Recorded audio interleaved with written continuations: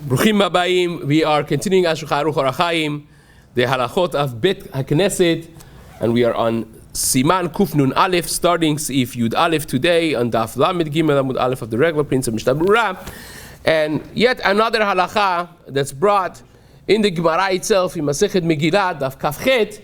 What do you do when you have a t'nai made when you build the Bet Knesset? In other words, can I opt out of the Kedusha of Bet Knesset? I'm building a shul, and I say there, L'Shem Yichud K'Shem B'Richu, I don't want this to be a shul.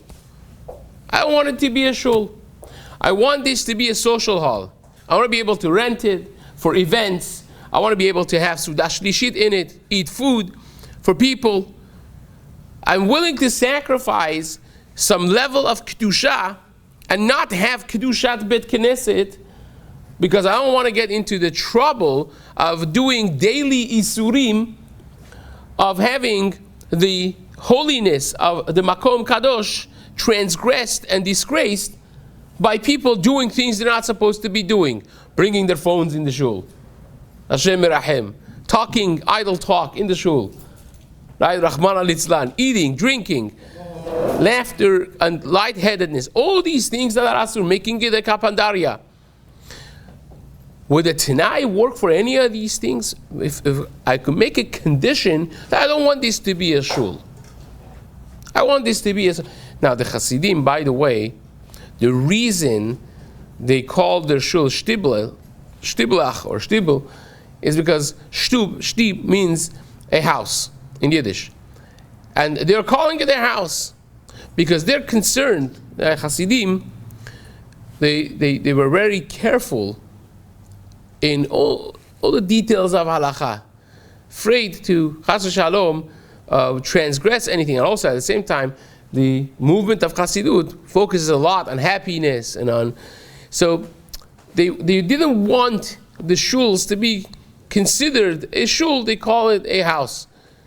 Now, does that work or does not work? Maybe we'll see what Maran Shulchan Aruch says versus the Rama, which will become the baseline of the halacha for Sfaradim versus the Ashkenazim. Writes Maran of Shulchan Aruch in Seif Yud Aleph in Beshat Binyan Bet Knesset. When you start building the shul, the Bet Knesset, you stand there and you make a tanai, you make a condition. You say that this place should not be a full-fledged shul. I want to use it for eating, drinking. I want to use it for things that, normally speaking, should not be allowed in a Bet Knesset. Hitnu alav leishtamesh bo. You made a tonight that you want to use the place for other things.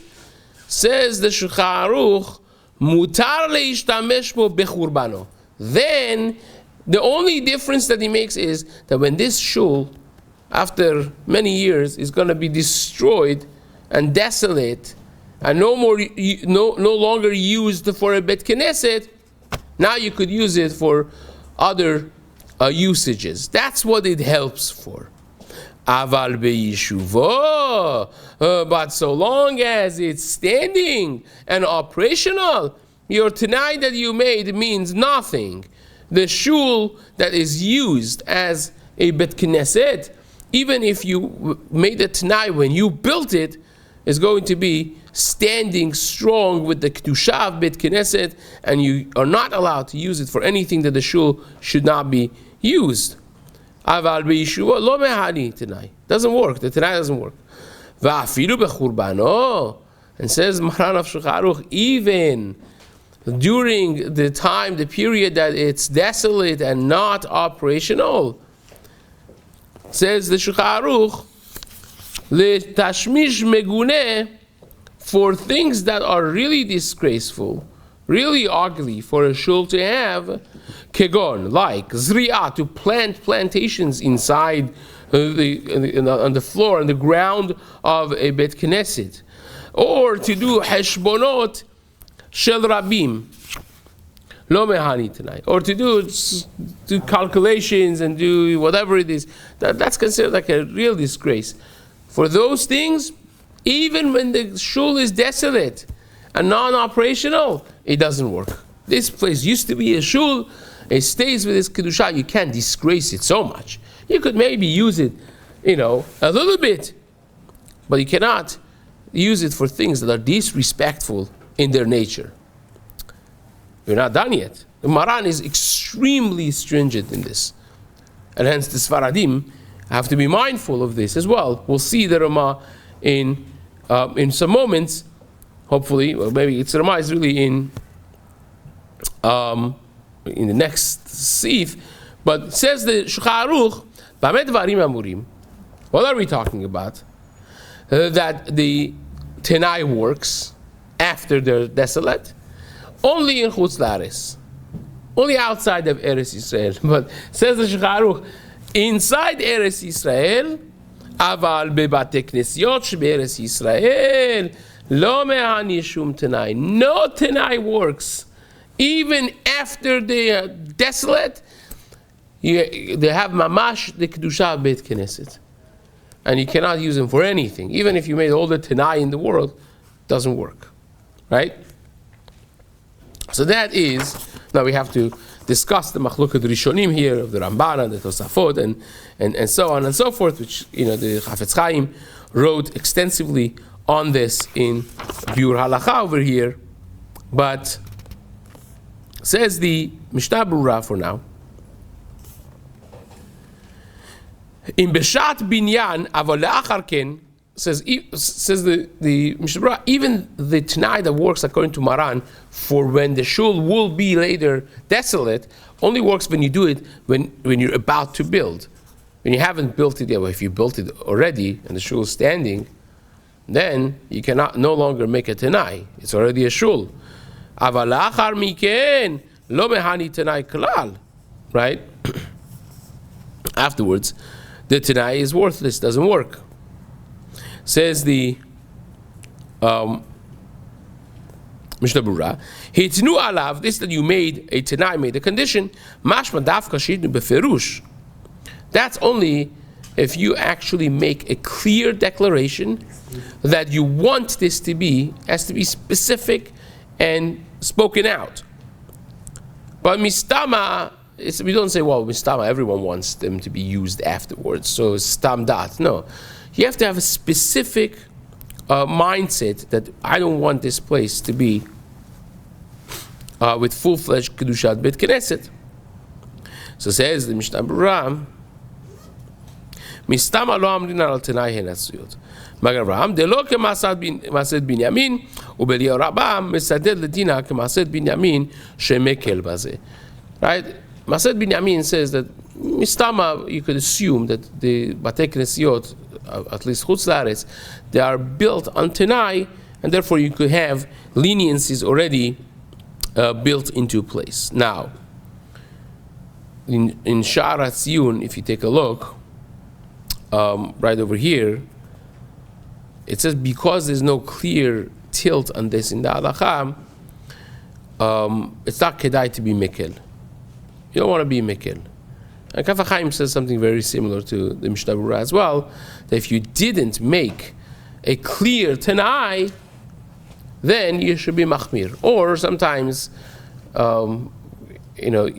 sometimes you don't know what they did when they bought the place. You don't know if there was someone, Talmid Hacham, that knew to make a Tanai, and you try to inquire from the previous people. The rabbi has passed away or is retired, doesn't remember, right? So you end up with a lot of scenarios like this.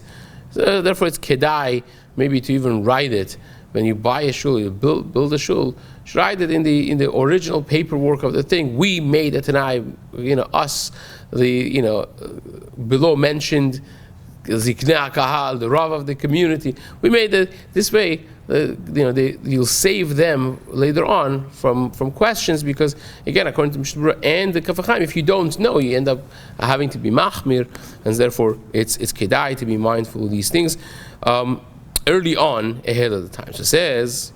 Can you elaborate what, for example, what you say? Well, we're going to see the details of what can and cannot be done. But for now, the Shulchan Aruch said that you could use personal usages that are not disgraceful to the place, but only after the shul is being not used anymore. Like when it's being used, you cannot do any of those, right? So says the Mishna Berura, Bechurbano means that the condition that you made is going to work, that after the Bet Knesset is destroyed, then you could use it for those usages that are not disgraceful, right? Kaf Chaim says that the Tanai works also if you are planning to revive and rebuild the shul.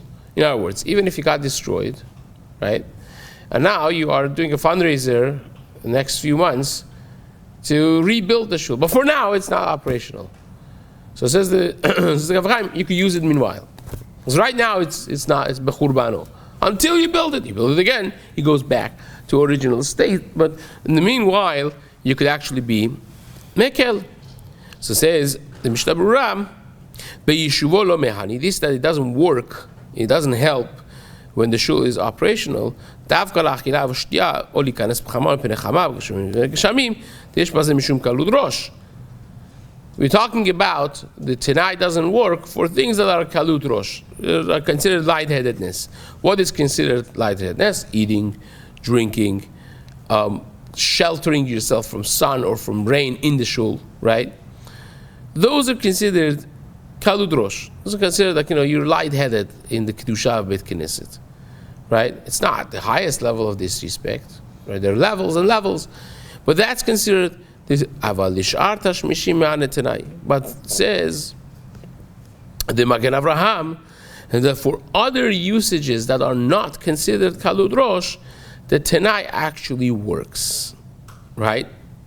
So he's saying, Magen Avraham is saying this even in Maran of Shulchan Aruch. So therefore, for now, before we get into the details of what yes, what not, it's always kedai to make a Tanai when you're building a shul. Right? If you want to save yourself from problems, it's always kedai to do that. Now, we have to talk still about rentals, because rentals, many of the majority of the shuls nowadays are rentals, right? And by a rental, I guess the majority are, but by rentals you don't even own it. So, can you even have kedushat bet knesset in a place that's rented? It's not yours, right? At the end of the lease, the landlord could kick you out. So maybe that doesn't even stick to have kedushat bet knesset in a place that's not yours. So that has to be still clarified and talked about. But nevertheless, says the Mishna Berura, things that are disgraceful you can't do even after churbano, which the examples that the Shulchan Aruch gave was plantation and so on. Of course, says the Chafetz Chaim, all the examples that are mentioned later on in Siman Kuf Nun Gimel, Sif Tet, they're all considered also disgraceful, and you cannot do them either in the shul, right? Now, the Kaf Chaim says not only those items that the Shulchan Aruch discusses in Kuf Nun Gimel, but even Sicha Betela, even a idle talk, speaking about news, about politics, business, right? Those things also are considered tashmish shel genai, so therefore you cannot do it even if you made a tanai, even after it's desolate. It's equivalent of zri'ah, equivalent of plowing the floor of the shul and start planting tomatoes in it. Right? What do you mean? You're talking divrei chol, devarim betelim in the Bet Knesset. It's talking about devarim betelim, really.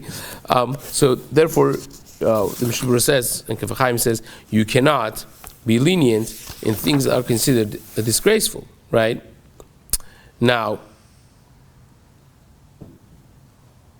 the examples of the Shulchan Aruch there in Sif Tet of Siman Kuf Nun Gimel is you cannot turn the shul even after you sold it with the permission of the Ziknah, you cannot turn it into a public bathhouse, a merchatz. You can't make it to a leather processing company which smells horrible, a bursiki, right? Ubet tvila, ubet akise, you can't make it a public bathroom, you cannot make it a mikveh, right? But again, if you did it with Shivat V'Ha'ir, then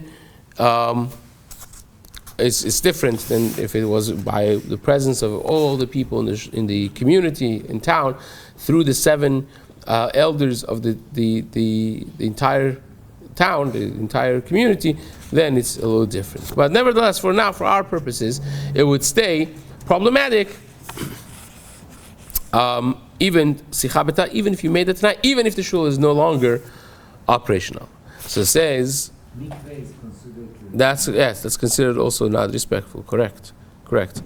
Now, what does it mean when the Shulchan Aruch says that you are making cheshbonot shel rabim? Why is that a problem? Why is that considered a disrespectful action? Says the Mishna Berura, the avsha milta v'yesh v'zeh mishum kalut rosh biyuter, because it's a public cheshbonot. Everyone's going to come there, and the nature of these things are that you end up with kalut rosh, and therefore we don't allow it. Says the Shulchan Aruch. We have to get back to this because we're going to run out of time right now. But the Mishna Berura comments on the fact that Shulchan Aruch differentiates between Batei Knesset in Eretz Yisrael and Batei Knesset outside Eretz Yisrael, because the kedusha of Batei Knesset of Chutz La'aretz is not eternal kedusha. We are very much hoping for Mashiach to come and for us to move and so on. And therefore, even though the Gemara says in Daf Chavtet, the Gemara there says that Latid Lavod, the Batei Knesset are going to be uprooted and replanted in Eretz Yisrael, but nevertheless, the kedusha of Batei Knesset in Chutz La'aretz are not eternal, because when Mashiach comes, right, then the kedusha of the Bet Knesset is going to be nullified in Chutz La'aretz. Everything is going to move to Eretz Yisrael. And even though that the Gemara, as we mentioned in Masechet Megillah Daf Chavtet Amud Aleph, says that Atidim Batei Knesset shebeBavel leikava be'Eretz Yisrael, that they're going to literally be uprooted and replanted in Eretz Yisrael, the Kaf HaChaim explains that the kavanah is not that the Batei Knesset itself is going to be uprooted and planted in Eretz Yisrael, but the kedusha will be nullified and it's going to go to Eretz Yisrael. That's what it means. Again, it's a chiddush to say this because to say that this just means that the nitzosot of the kedusha of Chutz La'aretz are going to go to Israel. So it's not the simple understanding of the Gemara and the Mefarshim there in Masechet Megillah for those who want to take a look. But nevertheless, that's what the Kaf HaChaim over here explains. So it says, the